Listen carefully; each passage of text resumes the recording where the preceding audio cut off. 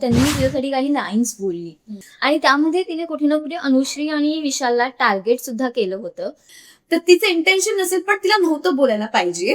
खूप अंडरएस्टिमेट केलं होतं लोकांनी की छुईमुई दिसते, हिचं काम फक्त सुंदर बनून इकडे तिकडे फिरणं आहे, असं भरपूर अशा गोष्टी काही बोलल्या असतील त्यांनी. हे तर माझ्या मते मला टॉप टू मला तन्वी आणि आरबी वाटतो.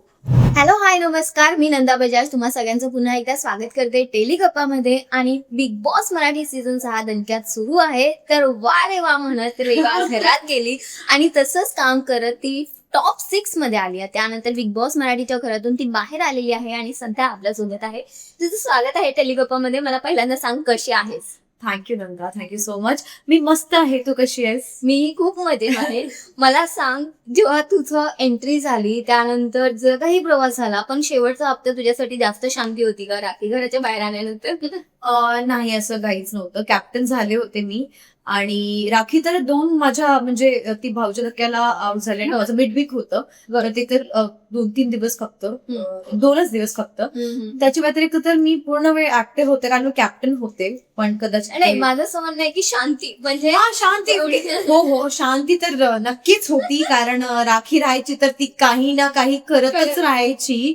उलटी सीधे चीजे ज्याला म्हणतो आपण, ती काही ना काही वेगळं वेगळं काहीतरी करत राहायची. तिला पाहिजे असायचं की राडा. ती रोज सकाळी उठून विचार करायची की आज काय राडा करायचं, आज काय नवीन करायचं. तर ती त्या बाबतीमध्ये नक्कीच शांती होती. पण तिच्या टार्गेटवर तू कशी काय आलीस? काय कारण? कारण तिच्या टार्गेट वरती आरबी होता म्हणून मी तिच्या टार्गेट वरती आली. कदाचित तिला थोडी इन्सिक्युरिटी झाली असेल जेव्हा मी एंटर केलेलं. आणि आरबी 1-2दा त्यांनी माझं कौतुक केलं होतं टास्कच्या वेळेस पण, की तिच्यामध्ये कॅपॅबिलिटीज आहे, ही आहे. किंवा मग नॉर्मल पण एक असायचं, कधी माझ्या आउटफिटला घेऊन जर कोणी अप्रिशिएट केलं, प्रेस केलं, किंवा मला छान दिसतेस, किंवा मग डॉल दिसतेस, किंवा नन्ही परी, असं जेव्हा तो बोलायचा तर तिला कुठे ना कुठे त्या गोष्टीचं इन्सिक्युरिटी होती. म्हणून मी तिच्या आरबीवरती होती. कदाचित महाराष्ट्राला एक नवीन क्रश मिळाली, महाराष्ट्राची क्रश झालीस लिटरली. जेव्हा तुझी एंट्री झाली त्यानंतर सोशल मीडिया पूर्ण हायपर होतं की महाराष्ट्राची एक गोड बाहुली, एक क्रश होते. तर त्यानंतर जो तुझा प्रवास सुरू झाला, मला सांग, या प्रवासाची सुरुवात करायचा निर्णय कसा घेतलास? बिग बॉसच्या जर्नीसाठी खरं सांगायचं झालं तर वाईल्ड कार्ड होते. मी काम करत होते, मी हिंदी इंडस्ट्रीमध्ये काम केलंय, भरपूर असं काम केलं आहे.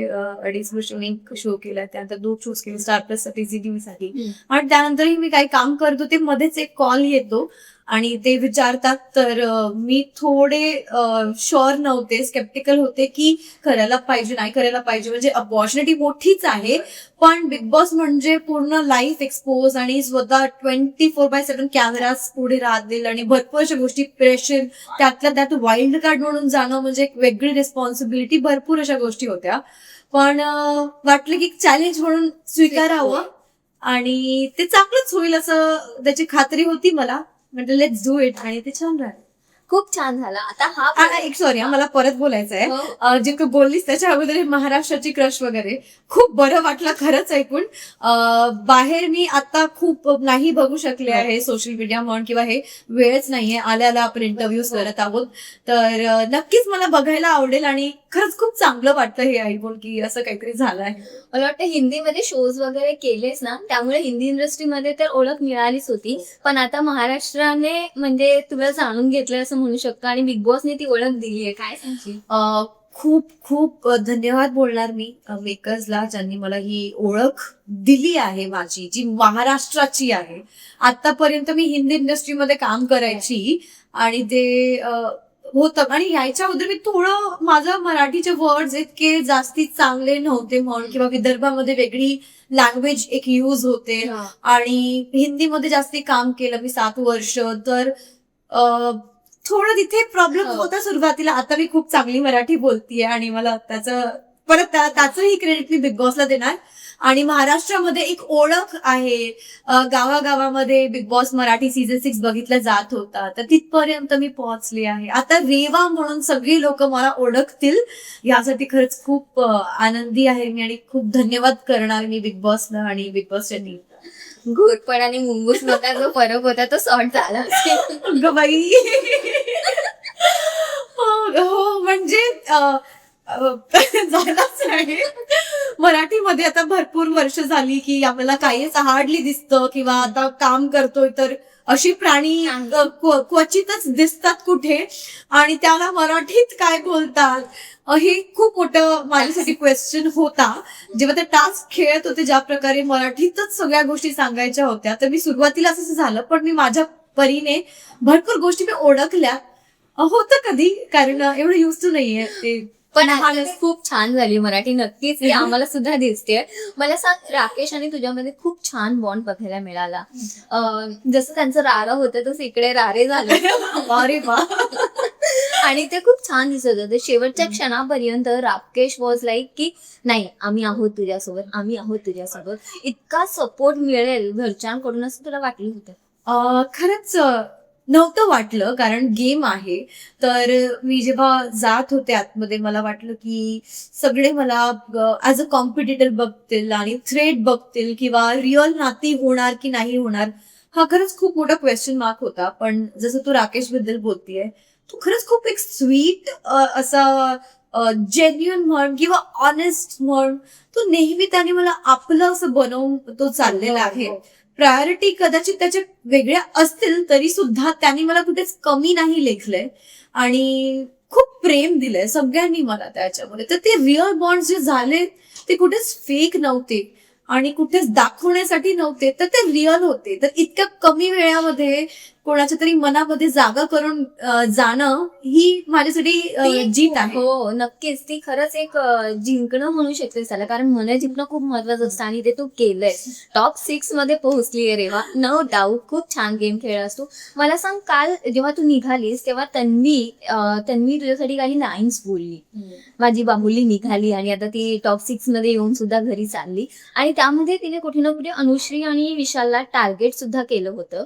या सगळ्यावर तुझं पर्सनली मत काय? सगळ्यात अगोदर तर तिने माझ्यासाठी जे काही बोलली ते खरंच खूप हार्ट टचिंग होतं आणि तेही तिच्या मनातूनच होतं. सगळी लोक तिला बोलतात की कदाचित तिने माझा वापर केलाय, का असं बोलतात मला नाही माहिती. जे मला काही थोडंफार जे माहिती झालं आतापर्यंत जे मी वाचलं आहे त्या गोष्टी मला खऱ्या नाही वाटत. माझं आणि तिचं चांगलंच बोलणं व्हायचं, मी पण बोलायची पण ते दिसलं नाही की असं का वाटलं. मलाही बघावं लागेल एपिसोड बघून कळेल कदाचित की काय झालंय असं जे असं मतं आहेत लोकांची. पण ते तसं नव्हतंच. आम्ही सोबत जात होतो, कोणीच मागे आणि कोणीच पुढे नव्हतं. आम्ही सोबत एकामेकांना घेऊन जात होतो. शेवटीला ती जे काही बोलली ती माझ्यासाठी बोलली, मला खूप आवडलं. पण जेव्हा ती बोलली विशाल आणि अनुश्रीला त्या वेळेला कदाचित तिचं माझ्यावर प्रेम होतं म्हणून तिने तो उल्लेख केला की ही चालली आणि असे लोक राहिले. तर तिचं इंटेन्शन नसेल पण तिला नव्हतं बोलायला पाहिजे. मी ऍज अ पर्सन मी कधीच असं करत नाही किंवा मी नाही केलंय. कदाचित मला कोणा एखाद्याचा गेम नसेल पटत तरी मी त्याला एका प्रॉपर वेने ठेवते. पण तिचा स्वभाव वेगळा आहे. ती बोलत आली आहे प्रत्येकदा, तर ती बोलून गेली आणि ती खूप ठामपणे बोलते की असंच आहे तसंच आहे. तर तो तिचा गेम आहे. तर त्याच्यामध्ये काय चुकीचं बरोबर ते तिला जास्ती सांगणार आणि तिच्यासाठी काय ते माहिती असेल.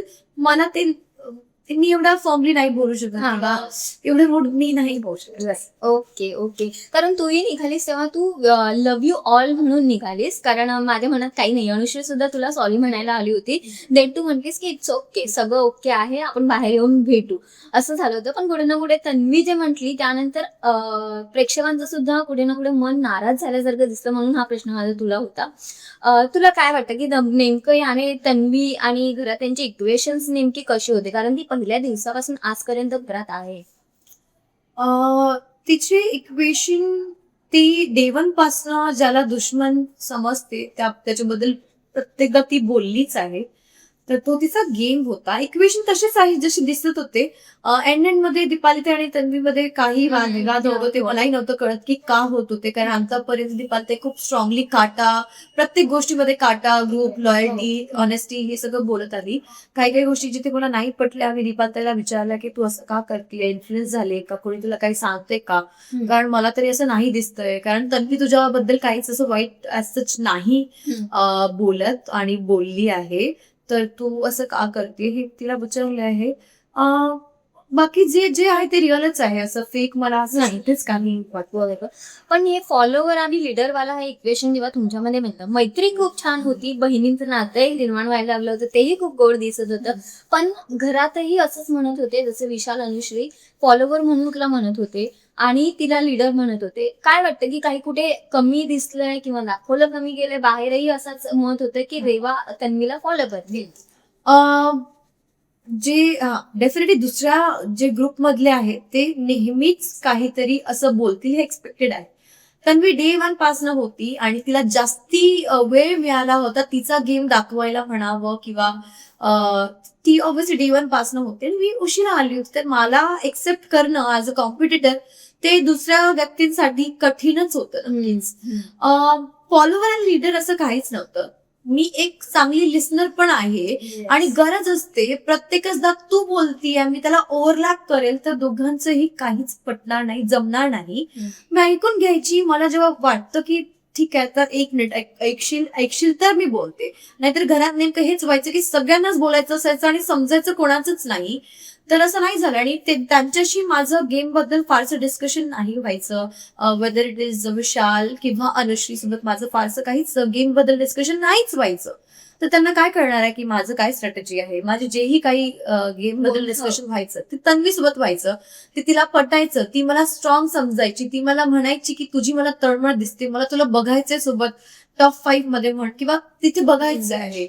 हे डिस्कशन होत होती म्हणून तिने मला प्रायोरिटी ठेवलं होतं. माझ्यासाठी पण ती प्रायोरिटी झाली होती. एक बॉन्डिंग होतं, एक जेन्युअननेस होता.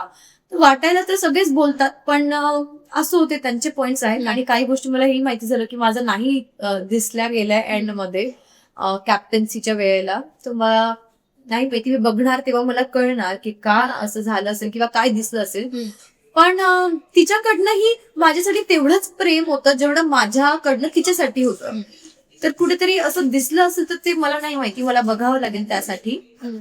अदरवाईज दोघीच्याही बाजूने तेवढंच प्रेम होतं. नक्कीच. मला सांग राकेश आणि विशालचं जे आतापर्यंत जो मुद्दा गेला, त्यामध्ये तुला कोण चूक, कोण बरोबर वाटतंय? नेमकं काय घडलं? मला या गोष्टीमध्ये क्लिअरली विशाल चुकीचा वाटतो. कारण मी आरवीला खूप जवळून बघितलं आहे. तुम्हाला कदाचित तो 1-1.5 तासच दिसत असेल. मी त्या घरामध्ये खूप वेळ राहिलेली आहे. तो कधीच स्वतःहून कोणाला पोक करायला जात नाही. भरपूरदा तो गोष्टींना इग्नोर करतो हा विचार करून की उगाचच काही नको घायला किंवा कशाला कोणाला मुद्दाम जाऊन हे करू. तो अवॉइड करतो सिच्युएशनला. त्या दिवशी तो त्याच्या गेम बद्दलच बोलत होता. गोष्टी कुठून कुठे कुठल्या गेल्या आणि प्रत्येक भांडणामध्ये हे बोलणं की तुझी पर्सनल लाईफ काढू का, तुझ्या अफेअर्स माहिती आहे, तुझं डिवोर्स माहिती आहे. हे गेम मध्ये या सगळ्या गोष्टींचा युज करणं मला त्या एखाद्या चांगल्या प्लेअरची निशाणी नाहीच वाटत आणि ती नसायलाच पाहिजे. गेम बद्दल बोलायचं असेल तर. आणि ते कुठल्या कुठल्या टोकाला जातंय. पर्सनल लाईफ घेऊन आल्यानंतर जे लोक नाही आहेत घरी त्यांना इन्व्हॉल्व्ह करणं, बाहेर काही रिएक्शन असेल ह्याचा विचार न करणं आणि त्यातल्या त्यात आतमध्ये बाहेर आल्यानंतर तू ये तुला मारून दाखवतोस मग त्याचा बळावरती वरचढ करणं कोणावरती, त्या सगळ्या गोष्टी खूप चुकीच्या आहेत. तर विशाल तिथे खरंच खूप चुकलाच होता. येस, नक्कीच. आणि त्याची शिक्षा सुद्धा त्याला मिळाली. शेवटी फिनाले, तिकीट टू फिनाले गेलं. तिकीट टू फिनाले तन्वीला नक्कीच मिळालं, पण शेवटची कॅप्टन्सी तुझ्या हाती आली. काय सांगशील? कारण त्यावेळी पूर्ण काटा ग्रुपने खूप मदत केली आणि दुसरी गोष्ट राकेशची सुद्धा खास मदत झाली होती. हो, एक्सपेक्टेड नव्हतं. म्हणजे मी त्याला बोललो की मला नको, पण ते त्याचा चांगलपणा होता. त्यांनी ती गोष्ट केली कारण त्यांनी स्वतःचा विचार केला नाही की मी काय दिसणार, बेनफर दिसणार की नाही. आणि इनफॅक्ट जेव्हा विकेटच्या ओव्हरमध्ये त्याला इंडिकेट केलं होतं तर तो बोलला चिल कर, मला तूच पाहिजे होती कॅप्टन. तर ती एक आपुलकी होती. तर ती चांगलीच होती माझ्यासाठी. त्यांनी जे काही केलं असेल ते सपोर्ट तर नक्कीच होता. ह्याच्यासाठी होतं कारण सगळं काही जेन्युन होतं.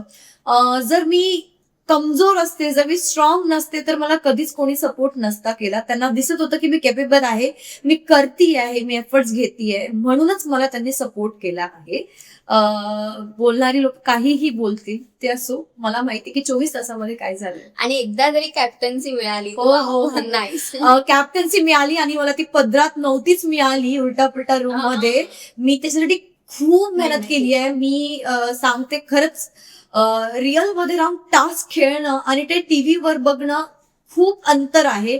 आमचे हात पाय दुखायचे रात्रीपर्यंत, ब्रुजेस सगळ्या जागी, हाताला कुठे कट पीठ, कुठे लागतंय त्या पेन मध्ये रोज उठायचं, सकाळी रेडी व्हायचं, गेम खेळायचं, टास्क खेळायचे. तर खूप मेहनत लागते त्या सगळ्या गोष्टींना. आणि त्या कॅप्टन्सी मध्ये मी खरंच खूप मेहनत केली आहे. येस. बिग बॉसच्या घरातला तुझा एखादा अशी गोष्ट जी कायम लक्षात राहील? जेव्हा माझी फॅमिली आली होती, खरंच तो खूप स्पेशल होता. कारण इतके वर्ष झाले मला, मी कुठे ना कुठे आहे, पण ते कधीच माझी फॅमिली स्क्रीनवरती नाही आली. त्यांची स्टोरी म्हण किंवा भरपूर अशा गोष्टी आहेत ज्या नाही येऊ शकल्या बाहेर, कारण प्लॅटफॉर्म नव्हतं. ते आले, मला खरंच खूप छान वाटलं. तर तो मोमेंट आहे जो मी घेऊन जातीये. आणि माझं परत कॅप्टन्सी, असे 2 मोमेंट्स आहे, कारण मी खूप मेहनत केली होती. बोलणार आणि भरपूर असं काही बोलले किंवा त्याला मेन्शन गेलं नाही, जेवढं माझी मेहनत होती ती त्याला एक पहचान किंवा ओळख त्याला मिळाली नाही. पण मला माहिती की तो किती महत्वाचा क्षण होता आणि किती काय केलं आहे. तर ती दोन्ही गोष्टी. काय मिस करशील बिग बॉस? बिग बॉसचा आवाज मिस करणार आहे मी, टास्क मिस करणार आहे. कारण पहिलीच वेळ होती टास्क खेळायची माझीही. याच्या अगोदर मी कुठलेच रियालिटी शोज नाही केले आहे. मला खूप अंडर एस्टिमेट केलं होतं लोकांनी की छुईमुई दिसते, हिचं काम फक्त सुंदर बनून इकडे तिकडे फिरणं आहे, असं भरपूर अशा गोष्टी काहीही बोलल्या असतील त्यांनी. पण मला जेव्हा जेव्हा चान्स मिळाला आहे, मी स्वतःला प्रूव्ह केलं आहे. माझी स्पोर्ट्समॅनशिप होती, ती मलाही माझ्यासाठी पण होतं की मी गिव्हअप करणार नाही. कितीही काही हो, मला गिव्हअप नाही करायचंय. तर मी लोकांना शब्दांपेक्षा जास्ती माझ्या ऍक्शन्सनी मला उत्तर द्यायचं होतं आणि मी ते दिलंय. येस. आपण तन्वी, राकेश, विशाल बद्दल बोललो. अनुष्काचा गेम तुला कसा वाटला? तुझ्याशी पर्सनल बॉन्ड कसं? अनुश्रीचा गेम, मी जायच्या अगोदर तिचा काही गेम होता जो मला नव्हताच पटत. कारण फ्लिप करणं, खोटं बोलणं, मग रिअल पर्सनॅलिटी काय, हा शो रिअल पर्सनॅलिटीचा आहे. तर मला तिचं कुठे ना कुठे कळतच नाही की केव्हा ती खरं बोलते, केव्हा ती खोटं बोलते, कारण ती खूप खोटं बोलते. आणि ती स्वतःहून एक्सेप्टही करते. पण ठीक आहे, दिसतंय, एक्सेप्ट करावंच लागणार आहे, कारण तुम्ही कॅमेरा समोर खोटं बोलत आहात. तर ते दिसणारच आहे खोटं आहे की नाही, आणि त्याला इतकं वाढवून सांगण्याची तरी गरज नाहीये. गेम तिचा अगोदर होता जसाही होता, मला नव्हता पटत. त्यानंतर मी गेले तेव्हापासून मला काहीच गेम दिसत नव्हता. 1-2 टास्कच्या व्यतिरिक्त ती खूपच स्लो डाऊन झाली होती. गिव्हअप केल्यासारखं, खूप अंडर कॉन्फिडंट दिसायला लागली. इनफॅक्ट आता लास्ट याच्या वेळेला तिला वाटलं की मी वाचणार आहे आणि ती जाणार. का वाटलं तिला वाचणार आहे मी? कारण मी खेळत होते.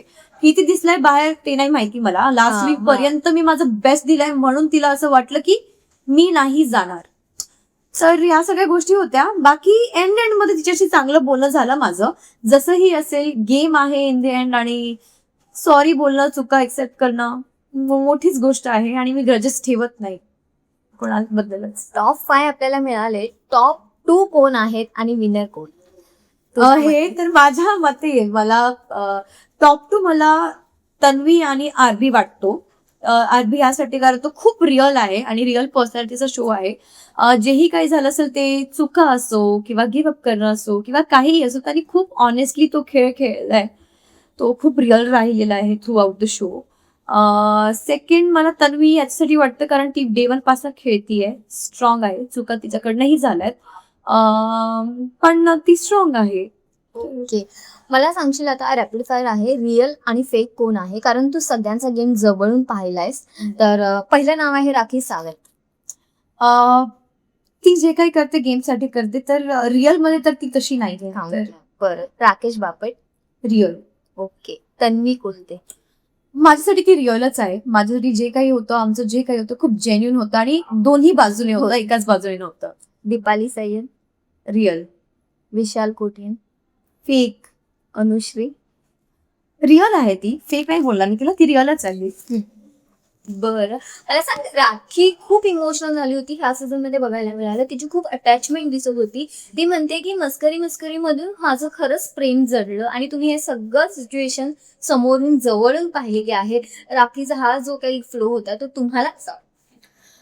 सुरुवातीला तरी मला असं वाटलं, जेव्हा मी पायरोक बघून गेली होती, मला असं वाटलं की अरे गंमत करतीये, असं काही नसेलच. आणि ऍक्च्युली ते तसंच होतं. ती बोलते स्वतः की मी असंच गमतीमध्ये सुरुवात केली आणि नंतर झालं. तर खूपदा कन्फ्युजन झालं की कधी ही खरं बोलतेय, कधी खोटं बोलतेय, कुठले इमोशन्स खरे, कुठले खोटे, मला तर कळलंच नाही. कधी कधी वाटायचं की अरे खूप प्रेम करते, मग जेव्हा मला असं वाटलं तेव्हा मी एक डिस्टन्स मेंटेन केला, ऑकवर्डनेस झाली. आरबीशी मी बोलायची नाही, कारण मला कुणाला हर्ट नव्हतं करायचं जरी खरंच असेल. आणि तिला जर इन्सिक्युरिटी एवढी असेल तर एखाद्या मुलीला मला इन्सिक्युअर नाही करायचंय, आणि असं काही नव्हतंच तर कशालाच. पण मग कधी कधी वाटायचं की ती असं कसं करते, तसं कसं करते, किंवा मग हे नसेल असं, ती गेमसाठी करते. अशी खूप कन्फ्युजन राहिलंय मला आतापर्यंत. खरंच माहिती नाही ते खरंच प्रेम होतं की एक असंच अट्रॅक्शन, अटॅचमेंट होऊन जातं जेव्हा जास्ती वेळ आपण एखाद्या बरोबर घालवतो तेव्हा. तर तो तिचा असेल. पण आम्हाला बघून रोलर कोस्टर राईड, कधी प्रेम, कधी दुश्मनी, मग कधी हसी, कधी मजाक, कधी फेक झगडा. तिचं खूप अशी पर्सनॅलिटी, खूप रंग आहेत तिचे. असं. बरं. मला सांग, बाहेर येऊन कोणाशी मैत्री ठेवशील आणि कोणाशी ठेवणार नाहीस? कोणाशी कॉन्टॅक्ट मध्ये राहशील आणि नाही? मला वाटतं तन्वी राहणार माझ्या कॉन्टॅक्टमध्ये, दीपाली ताई आणि आरबी, आम्ही तिघी राहू कॉन्टॅक्टमध्ये. माझ्याकडनं तर नेहमीच आहे. आता त्याला तर बाहेर रिॲक्शन्स कळतील, कारण गेम जेव्हा बाहेरून बघतो तेव्हा वेगळं काही रिॲक्शन येतं आणि इक्वेशन तेव्हा ते बदलतात.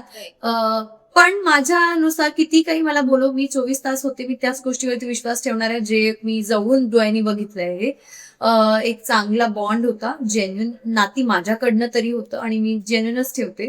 तर असायला पाहिजे आणि राहणार अशी अपेक्षा आहे. आता बघूया बाहेर त्यांच्या कडून ते किती रिअल होत्या हे बाहेर आल्यानंतर कळणार. नक्कीच चालेल. बाहेर येऊन कोणाला भेटलीस? को कंटेस्टंट जे आधी वीक झाले, कोणाशी बोलणं झालं? कोणाशीच बोलणं नाही झालं, कोणाशीच नाही भेटली, कारण असंच माझं कोणाच बरोबर असं बॉन्ड होतच, आणि वेळही नव्हता. आल्याबरोबर बघतीये भरपूर गोष्टी आहे. पहिले तर की बिग बॉस घरातून बाहेर आली आहे याचा एक सदमा, कारण नव्हतं यायचं मला एवढ्या लवकर बाहेर, आणि अशा प्रकारे झालंय. मिडवीक इव्हिक्शन झालंय जिथे 31 जणांनाही नाही भेटू शकले मी. भरपूर अशा गोष्टी आहे. मग एक्सेप्ट करायचं, हळूहळू त्या मध्ये यायचं, असं वेळ लागतोय. तर आता तर आपण इंटरव्ह्यू करतोय. हा.